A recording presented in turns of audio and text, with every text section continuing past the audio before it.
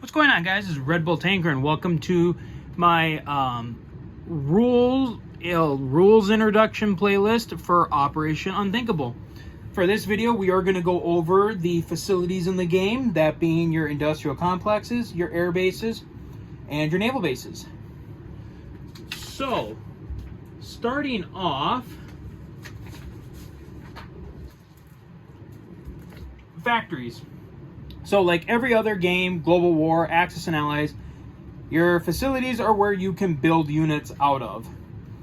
And in Operation Unthinkable, it's kind of like Axis and Allies Spring of 42, I think even 1941 as well. You can only build at your facility what the territory is worth. So here in Madrid, if the Allies occupy it, or once it joins the Allies can build 2 units out of it. Portugal, you can build 1. Paris, you can build 6. The only time that there are only 2 territories that don't abide by this rule, and that is London and Moscow. At London and Moscow, you can build an unlimited amount of units, except, and this is where strategic bombing raid comes in. Now, for strategic bombing raid, it works just like Axis and Allies. And I'll go into more detail with strategic bombing when I get to the Air Force unit profiles. But basically, for London and Moscow, you can build as many units as you want.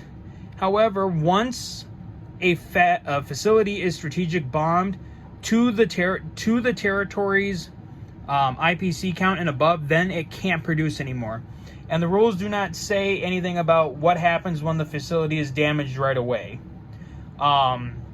It sounds like it is just like Axis and Allies. You can keep producing until the factory is damaged to its worth, but it can always be damaged for double its worth. So like London can be damaged for 20, but it stops producing at 10. Next, so that's facilities. One keynote for this game, when you capture a facility, you can never use it. So say the Allies invade Yugoslavia, and then they hold it for a full turn like an Axis and Allies. Unfortunately, they cannot build out of Yugoslavia. That is one of the rules of this game, that you may never produce new units at a captured/occupied factory. So that makes it quite a challenge for both sides as they try to push deeper into each other's territories, because you will not be able to use any factories that you capture. You have to you'll have to use a combination of your rails and just units that are going to be able to move 2 spaces. Next, air bases. All right, so air bases work kind of the same, kind of not. So, and then going back, you cannot purchase new factories. You cannot purchase new factories in the game. All right, so air bases. Starting off, air bases are worth, what is it? I believe what are they worth? Air bases are worth 20 IPC, and their max damage is 20 as well. Their max damage is 10 IPC. And it can be, and just like with industrial capacities, it can be damaged up to 20. So air bases can be damaged. They become basically useless at 10 and even more useless they can just be max damaged for 10. My apologies on that, sorry. Capabilities for the airfields, or for air bases. Now in this game, there is a stacking rule. So if you have a territory, say like Barcelona, that does not have an airbase, you can only base 4 aircraft in that territory. If you have a territory, say Madrid, with an airbase, you can have 6 aircraft stationed in that territory at a time. So that's kind of the thing with air bases. You have to have them if you want to have more aircraft in the territory. You cannot buy more than 1 airbase per territory. Air bases, just like in every other game, they give all aircraft a +1 movement. Again, it allows for 6 aircraft to be stationed in that territory. And then for this rule, for this game, air bases do allow you to scramble, but unlike Axis and Allies, you can scramble to any attack in an adjacent territory.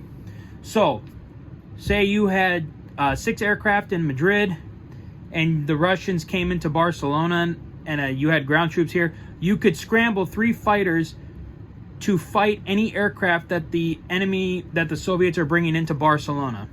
However, in doing that, you do play by the you basically play by the Axis and Allies scramble rules, which is fighters and tactical bombers hit on a 1, and in this game it also incorporates what they call advanced fighters, or basically jets, and jets hit on a 2 or less, which is, I believe, the same in Axis and Allies as well when you play with technology in Axis and Allies.